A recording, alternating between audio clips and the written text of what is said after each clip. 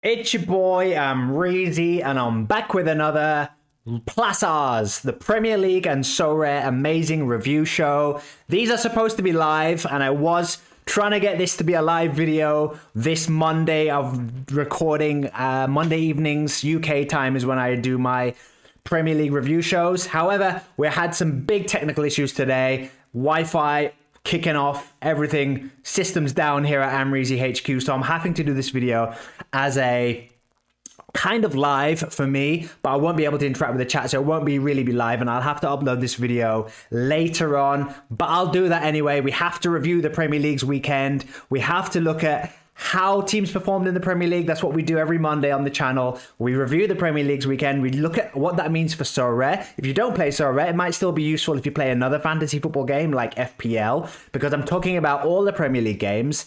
I'm talking about which players are interesting from a fantasy football / Sorare point of view, which is the fantasy football game I love to play.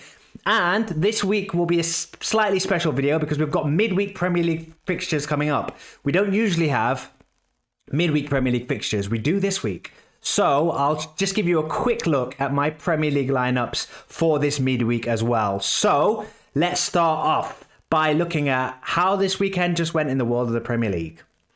Right then, here we go. This is how game week 26 in the Premier League went this weekend.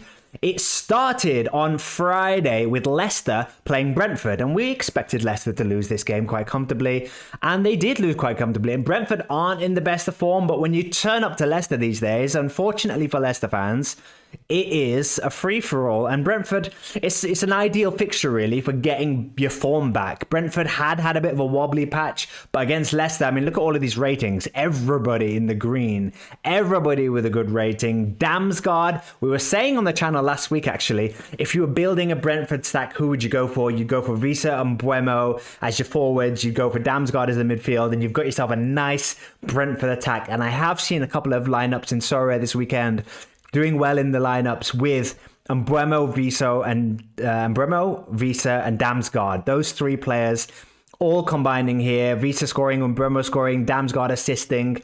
If you went hard on Brentford this week, it was a good week for you. So I can see that. As always, we've got no positives to say about Leicester. There's not really a player I can kind of go, like with Ipswich, at least I can kind of go, Liam Delap's still lively. Even if Ipswich lose, Liam Delap keeps picking up some goals and points, and maybe you could do that with Southampton. I don't quite know who with Southampton. Maybe Leicester, a little bit like Southampton. And that there shows you perhaps which teams are probably going to get relegated already and which team maybe has a glimmer of surviving. The team with a Sorare option like Liam Delap at Ipswich. Whereas Leicester, unfortunately, you just don't really see anyone. And Ndidi's a good player. And if he had a better team around him, you could see Ndidi being a good scorer. Okoli, could have seen him being a good scorer. Vardy back in the day, perhaps now no longer is a good option. But yeah, it's a shame from Leicester. They do seem to be sort of down and out. And Brentford, a good win for Brentford. Now you'll have to look at Brentford's fixtures and go, will this be the turning point? Will this get Brentford some form? I'm not fully certain. I don't know. If I had Brentford cards, I'd be delighted, and I'd be telling myself, this is now where Brentford turn on the form. This is where they get some confidence. This is where they build some momentum. But if you've not got any Brentford cards in Sorare, like I don't have, I don't think it's enough of a game to kind of go, oh, I should be buying Brentford cards because they're going to have a good season now. So yeah, comfortable win for Brentford to start the weekend off. That was the Friday night game. The next game was Everton Manchester United. Now, I've been saying on the channel for a while how excited I am about David Moyes, how pro Everton I am. I bought myself a Beto card before. I've got a whole bunch of Everton cards. And when Everton were 2-0 up at half time, I was sitting back in my sofa, sunglasses on, cigar out. I was going, this plan is going so perfectly. Beto scored. I've got Beto. I've got Doucouré. Annoyingly, I didn't play Doucouré in my lineup because the week before, Doucouré didn't play because he was suspended, and Alcaraz played and did really well and scored. And I just didn't think Doucouré would come back in the team because Alcaraz did so well, and he's a young player. I thought it might be a bit harsh to drop him, so I was uncertain. So I didn't actually use my Doucouré card anywhere. Very annoying, but I did use my Beto card. I have a Garner, a Tarkowski, Braithwaite, Doucouré, and Beto, and a Lindstrom, who it's getting to the point now where instead of playing Lindstrom every week and hoping he finally has that week where he breaks through, gets his first goal, gets his first assist, I think he may have an assist already, but gets that kind of breakthrough performance.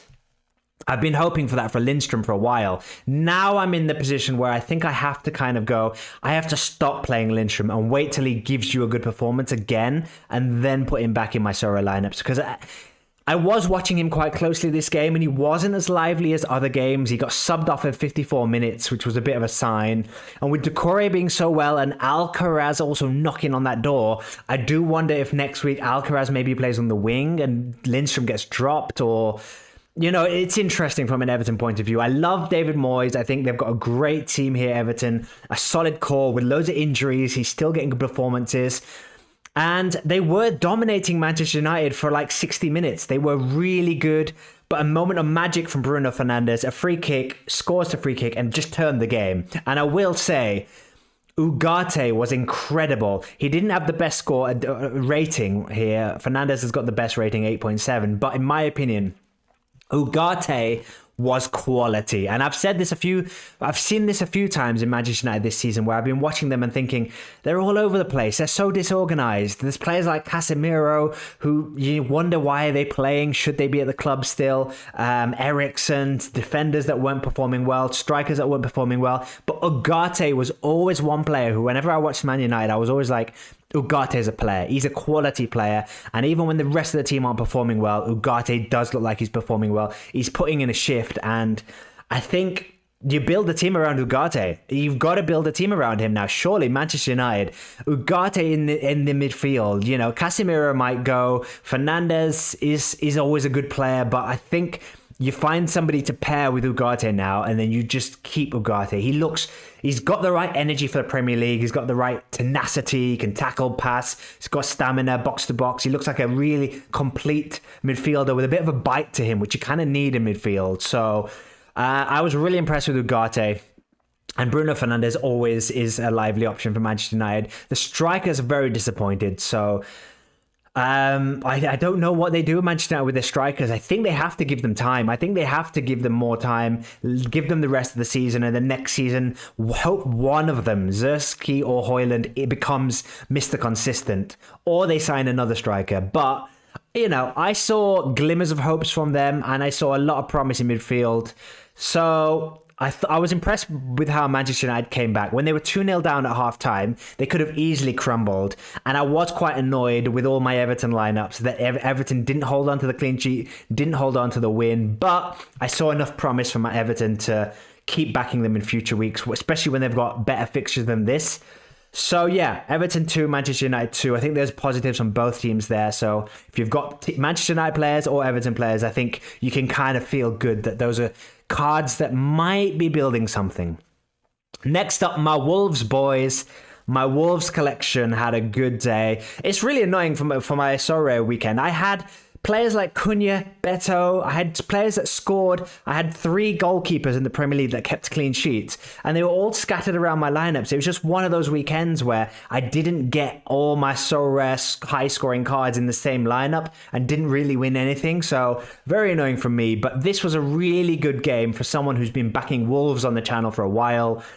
With the Wolves' good fixtures coming up, I didn't expect this to be a victory. I thought this was the last of the hard fixtures. Then the easier games were going to start from next week onwards. I think they've got Fulham at home next week and then much easier fixtures after that. So this is a bonus win for me. This is an amazing performance from all of them, really. A bit of a quiet performance from João Gomes in midfield. I think the yellow card and the substitution at 46 minutes didn't help him. But everyone else, green ratings, Cunha. Ever since Cunha has signed that contract at Wolves, it looks like he's kind of gone, okay, I'm staying at Wolves now. Head screwed on. Let's go. So...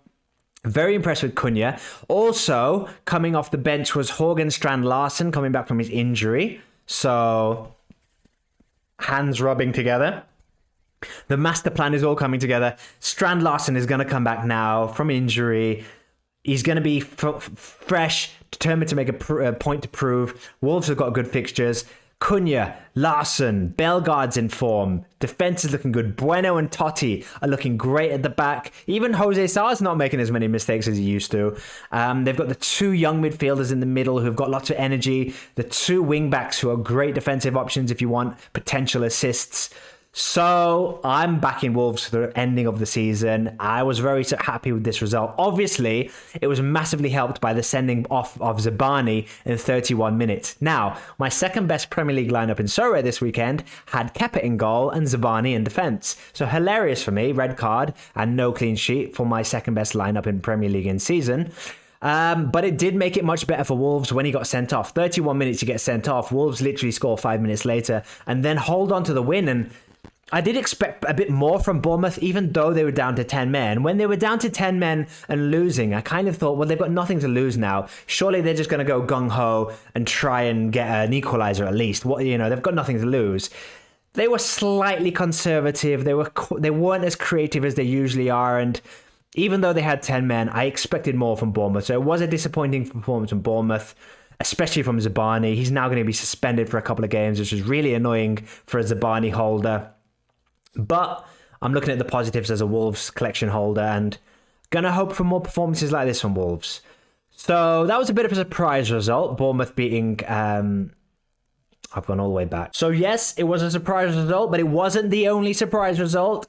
Directly under in the fixture list was Arsenal losing by the exact same scoreline to West Ham, and again a game with a red card and a surprise 1-0 scoreline for the away team. And if you've been watching the videos on my channel for my Thursday videos, my Road to Sorare Boss videos, you'll know I have this big West Ham classic collection. I'm desperately trying to hope West Ham get their season going again because I've got all the West Ham. I've got all of these guys. And I was delighted for West Ham. Very surprised. Hopefully, this is now Graham Potter's turning point. West Ham get going now. They played a different formation. They played 3 at the back, and it did make them look a lot solid, much more solid. I don't know if they'll do that against teams where they're kind of more favoured for a better result. Arsenal away was obviously they expected it to be a tricky game. 3 at the back, nice and solid. I was also surprised that they dropped Mavropanos, which was annoying for me because it ruined my Sorare lineup. So even though West Ham did well, in the Sorare lineup that I played, I put Mavropanos in defence with Kilman. And I thought, if I go for 2 defenders and they keep a clean sheet, happy days. They did keep a clean sheet. I did have Bowen, and Bowen scored. However, they didn't play Mavropanos, the defender that I picked. He came on for Todibo in 62 minutes, so didn't get the rewards I wanted from West Ham. But I will say, with Kilman looks so solid. They all looked really solid, this West Ham team. And Arsenal weren't at the races. And even before the sending off, Arsenal just didn't look lively. They're definitely missing all of the injured players. They're missing Saka. They're missing Havertz. They're missing Jesus. Nwaneri had a quiet game. Marino, it worked in the last game. Marino up front. It didn't work this game. He didn't look lively. It just didn't work for Arsenal. You do have to worry a little bit for them. And then with the red card, just didn't help them at all. But Amreezy's hot take of the week this week. I want to talk about West Ham and one player in particular. Let me just change the camera angle here and go to hot take of the week time for West Ham. And my hot take this week is... Can James Ward-Prowse save West Ham's season? Can James Ward-Prowse be the saviour West Ham need for the remainder of the season? I think so because, and I should just say, I'm a massive James Ward-Prowse fan. I love James Ward-Prowse. I have since all of the years he was in Southampton. I was a massive James Ward-Prowse fan. He was always one of my favourite players that played for a team that wasn't my team. I really like James Ward-Prowse. He's one of my favourite types of players. I love players that can pass the ball as well as he can, who can cross as well as he can, who have free kick deliveries, set piece takers as good as he. I think he's amazing. I think he's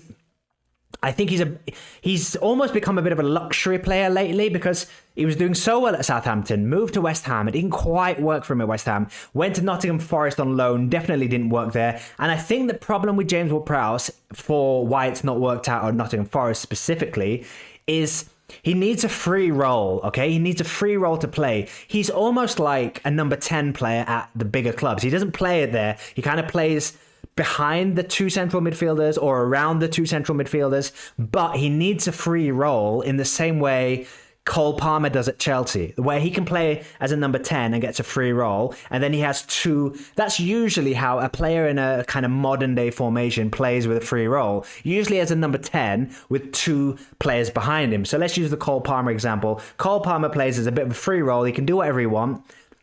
And then he's got Enzo Fernandez and Caicedo behind him as the more responsible central midfielders. Now, the problem with James Ward-Prowse recently is he's been playing in midfield twos. Like Nottingham Forest play two midfielders in the centre. Usually someone like Ryan Yates and Gibbs White or Elliot Anderson, and then they play a number 10 figure. But they were playing, whenever Ward-Prowse made sort of cameos for Nottingham Forest, he was playing as a 2.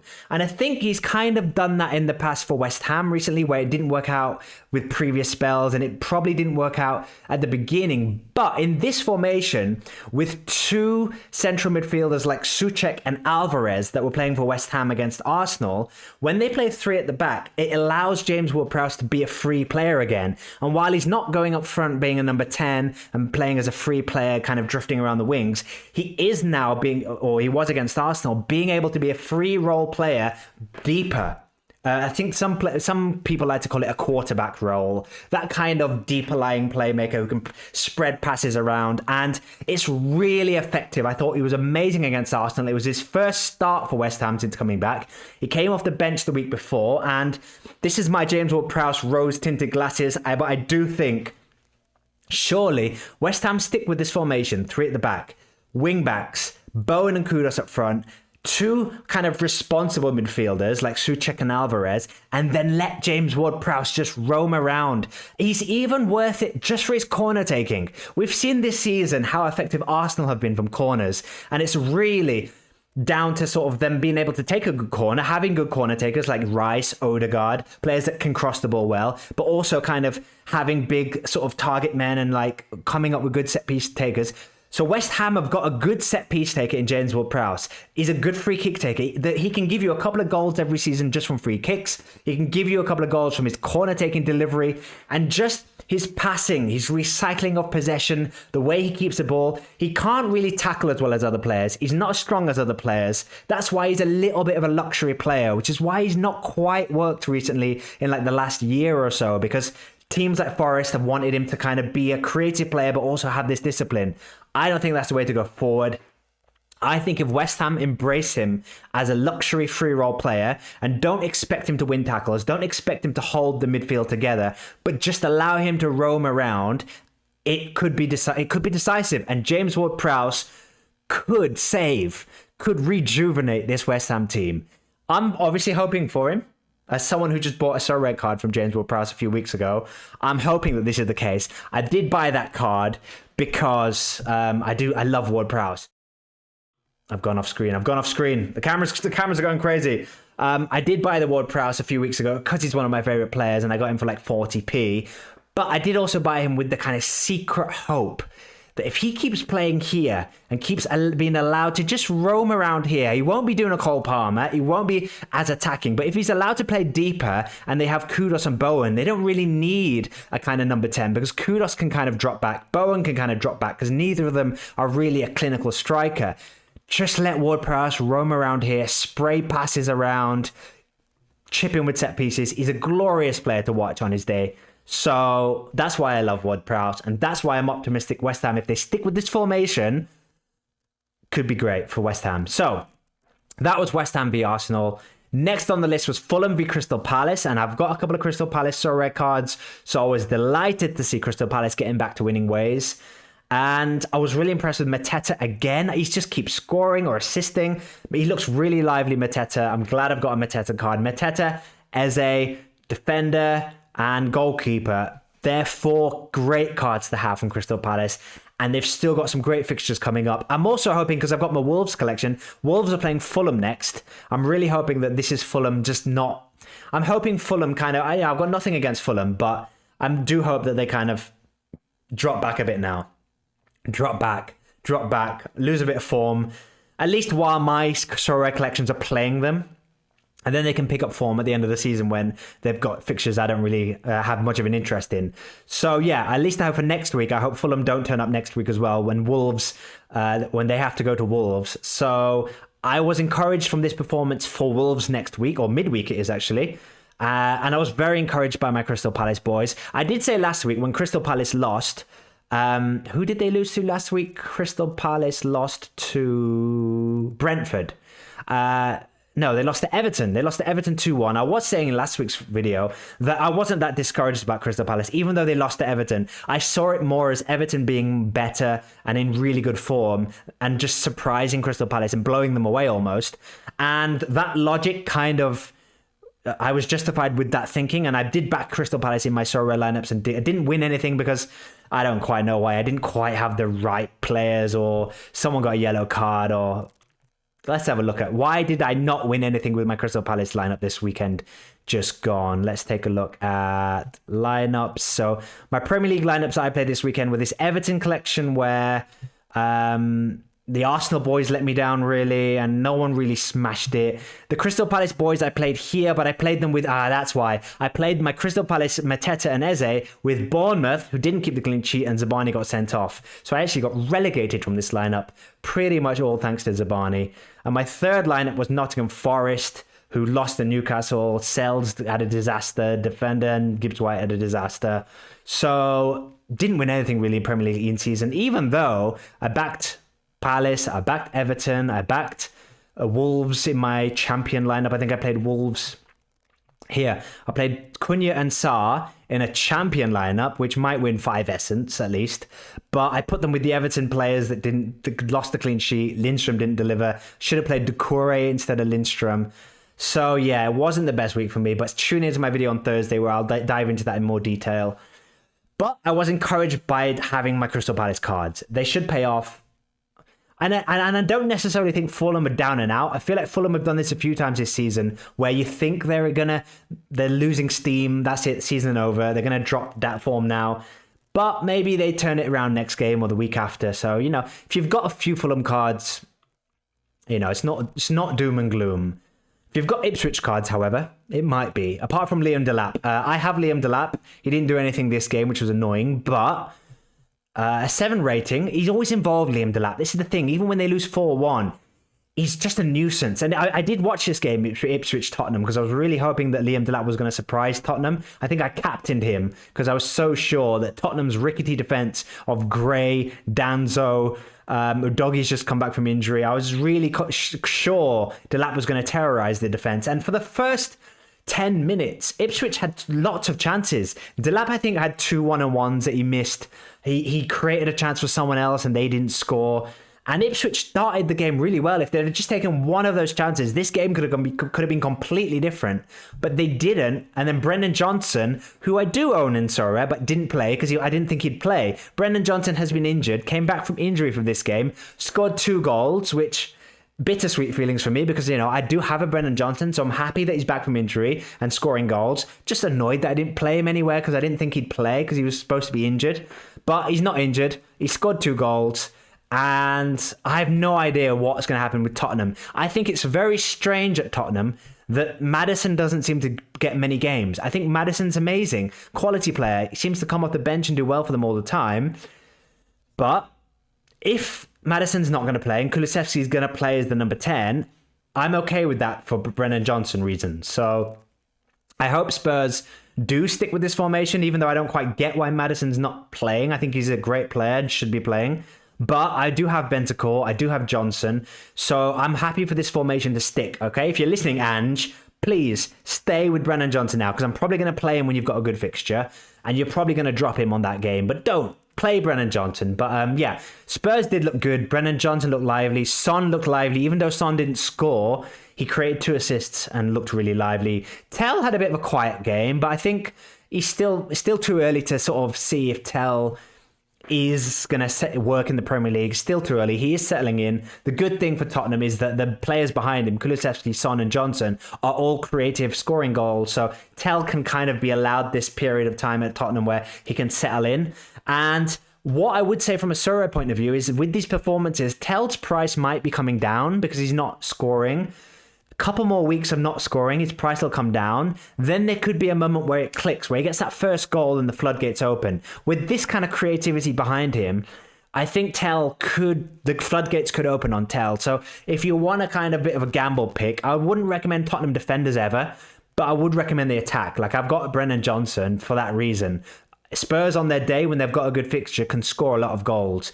The defense is the problem. So Tell's price might drop. Keep an eye on Tell's price. That would be my little bit of advice on Tottenham. Next up after Tottenham was Southampton, a little bit like Leicester, really. 4-0 defeat, not that much of a surprise. Playing a team that aren't in solid form. Brighton aren't exactly in ruthless form, but it's a great fixture to get back in form. And Chelsea have Southampton next. So boy, do I help Chelsea get their form back going against Southampton. But I do fear that Southampton will get a surprise win. But let's see. But Brighton, yeah, very, very impressive. That João Pedro goal, by the way. João Pedro scored a delicious goal. Any player that scores a chipped goal when one-on-one with the goalkeeper, I'm a fan of. So João Pedro went into my good books big time with that goal he scored. He looked lively. Minte looked lively. Mitoma looked lively. Rutner looks lively. This front four from Brighton are really good. And when they've got a good game like Southampton, you could play them in a Division 1 Premier League in-season lineup and expect a good return. The only problem is I just don't think Brighton have the consistency for me to want to go out and buy their cards, because yes, I kind of want... They're not quite lowly priced like teams like Wolves and Everton. They're kind of mid-priced, which for me, I'd rather go for a team like Everton or Wolves than a team like Brighton for targeting good fixtures. So for me, if you'd have bought Brighton cards a few weeks ago when they were in a bit of a slump, that would have been a really good move, because you would have got these cards for much cheaper. And now that they're in form, if you'd have played them in this game against Southampton, you're laughing. I did see some Brighton lineups high up in the scores and across the competitions in Sorare this week, and fair play to you. Fair play if you've got Brighton. I don't think I have any Brighton cards. I used to have a Hinchelwood and I used to have an Estupinan, but I got rid of Estupinan when he got injured, and Hinchelwood I think I got rid of when he got injured too. So yep, stick with the Brighton cards if you've got them. I wouldn't go crazy if you don't have them. Then we go to my Chelsea boys, who they were leading 1-0. I thought, you know what? Chelsea did look really good in this game, and I'm not that worried. I was more worried when Chelsea lost 3-0 to Brighton. I wasn't so worried with this defeat. They were playing a team. This game basically all came down to Villa doing amazing transfer business in January, because the game was really close. Chelsea were winning, but in the second half it was close. Then they bring on Rashford, Marlon and Asensio, 3 pretty exciting players, and all 3 of them did well, especially Rashford and Asensio, both combining for both the goals. And that's what did Chelsea. Chelsea didn't have those options on the bench. It was that simple. Starting 11, Chelsea might have won. If substitutions weren't allowed, Chelsea might have won this game, because the starting 11 looked good. They looked lively. Palmer looked a little bit more lively. He was more involved. He was a little bit unlucky not to score. I think Cole Palmer's price is dropping like massive in Sorare. People are losing faith in him, but he did look good in this game. He almost scored a few goals. And Chelsea have got Southampton at home next. So if Brighton can do it, if Tottenham can do it, Chelsea's turn surely this midweek against Southampton at home. I've got to back Chelsea because I've got all of the cards, so I'm going to be backing them in my top classic lineup. But I probably wouldn't go. If you don't have any Chelsea cards, I wouldn't exactly go. I wouldn't buy any before the Southampton game. Even though they might do well against Southampton, it's not a guarantee. And Neto also looked good in this game. Nkunku wasn't playing as the striker. They were kind of playing with Palmer almost just behind Neto. Fernandes sometimes here. They were kind of rotating the striker. They didn't really have a proper number 9. But Neto was kind of the more advanced and did look lively, did look good. I think Neto should deservedly stay here. So I'd be playing Neto if you've got him next week in this midweek against Southampton. That's what I'm going to be doing. The one concern for me was the goalkeeper, Jorgensen. He's come in the team to replace Sanchez, who was making mistakes every game. Now he's making mistakes every game. Chelsea are just cursed with goalkeepers. So I don't know what's going to happen next week. I've got a Jorgensen card, so I'm going to play him and just hope that he gets one more game and doesn't make a mistake. However, his performance and his mistake for the second goal, you wouldn't blame Enzo if he brings Sanchez back in goal. So that's a bit of a concern for Chelsea. However, I do think the players played well. I do think it was a good performance, and it's not as worrying as the other defeats were. I think they were just outdone by Villa's fresh legs that came off the bench and their squad depth. And it's a lesson for Chelsea's owners. This is how you do transfer business. Chelsea have bought a few good players, but they've also not bought enough good players. They've not got enough depth, and they've bought too many average players, too many players like João Felix and Mudryk, and players that just haven't worked. So there was just a lesson in transfer business this game. So I'm hoping Chelsea's next two fixtures are Southampton and Ipswich. So I'm just hoping Chelsea get back to winning ways. Let's see. They were Saturday's games. On Sunday, we had Newcastle Forest, the game of the weekend for me. The game of the weekend.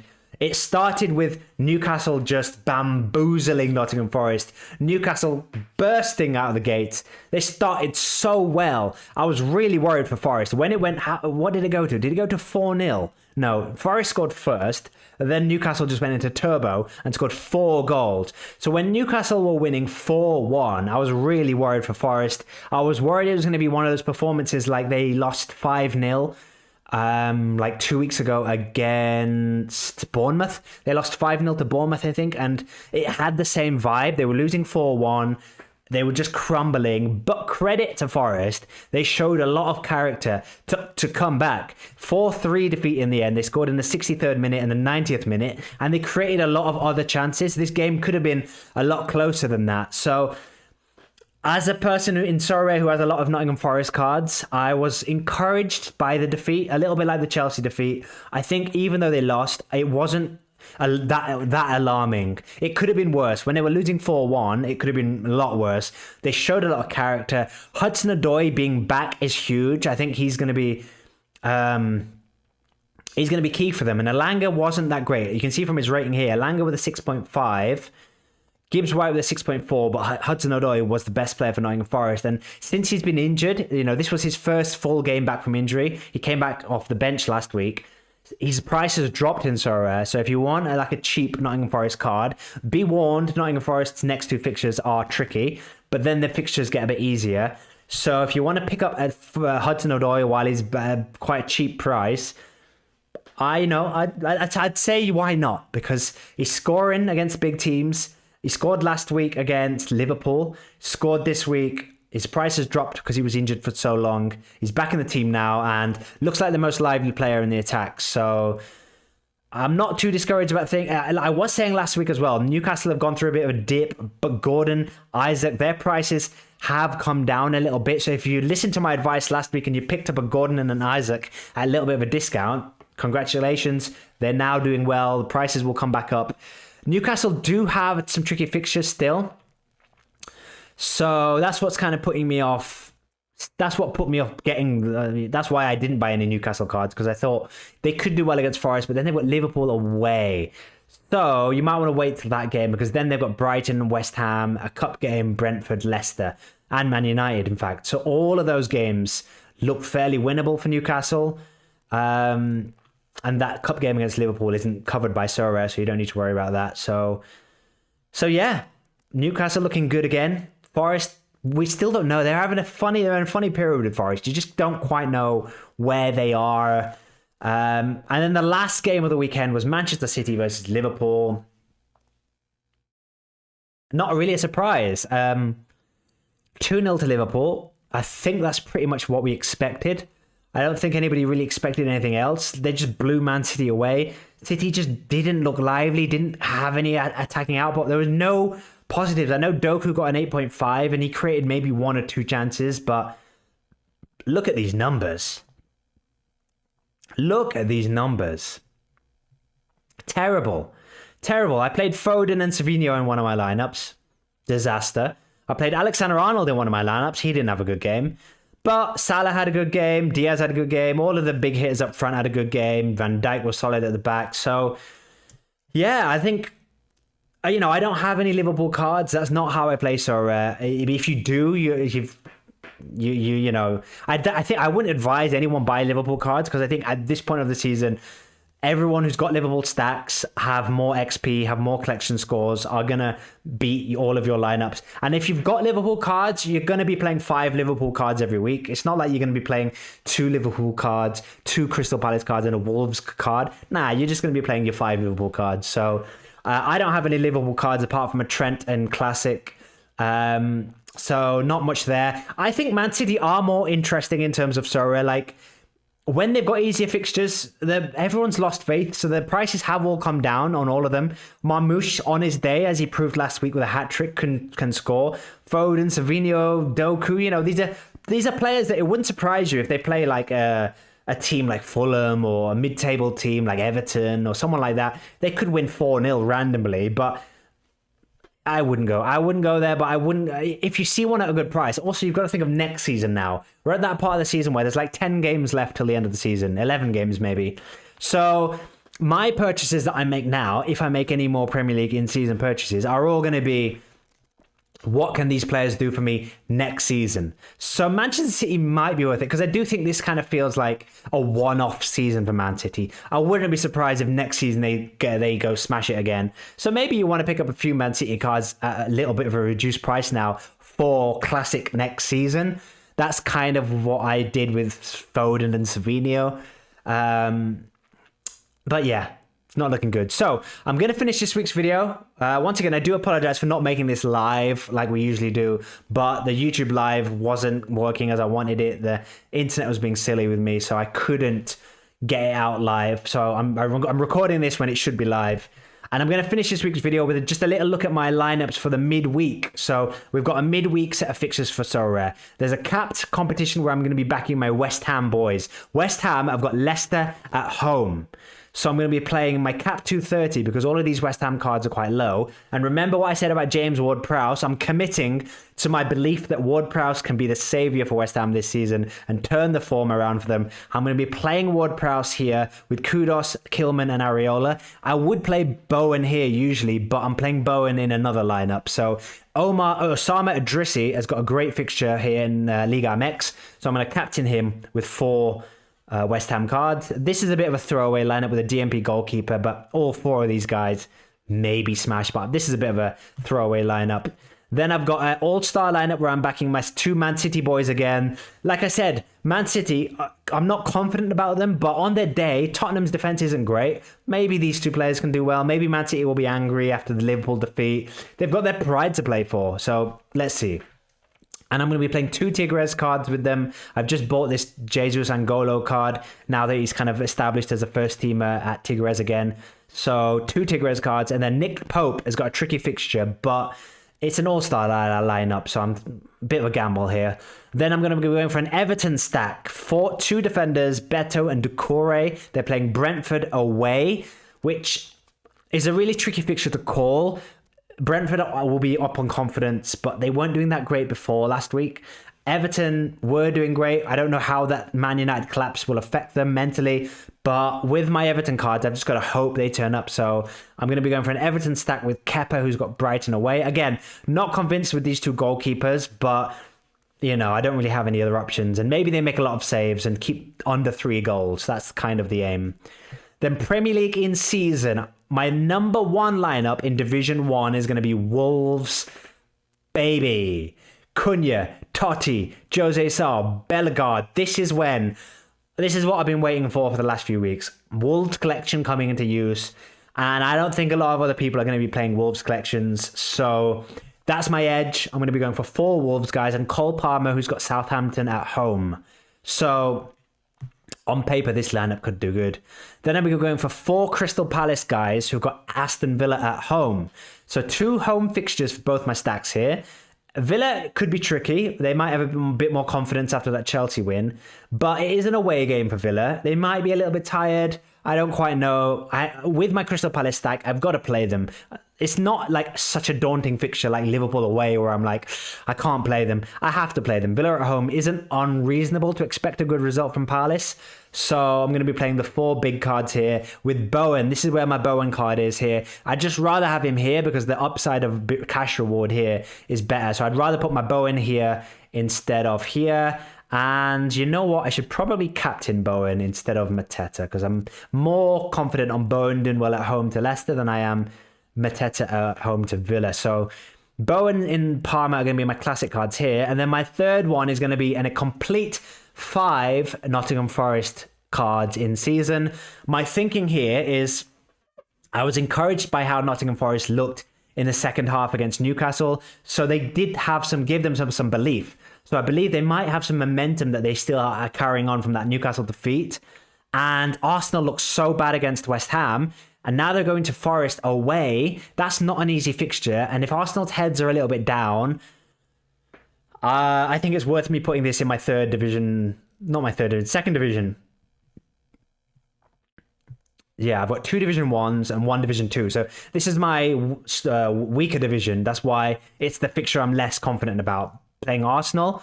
Because I could also see Arsenal kind of coming back and going, nah, we're going to play well now. We're angry. We've got some pride to play for. I'm hoping they're demoralised. I'm hoping that they think the title race is done now. And Forest just take advantage of that and all 5 of these guys smash. So let's see if that happens. I'm playing my entire Chelsea stack here without Cole Palmer, Neto, Caicedo, Fernandes, Cucurella, and Jorgensen. I would like to play Reece James here. I'm more confident Reece James will score better than Cucurella. But Reece James played on the weekend, and I don't know if he can play midweek and weekends with his injury problems. So I think Cucurella is more likely to play than Reece James. So I'm having to play Cucurella, but I'm not happy about it. And then my last classic Premier League team is going to be this. I'm good, and Nwaneri I might have to take out because he looks like he might be injured.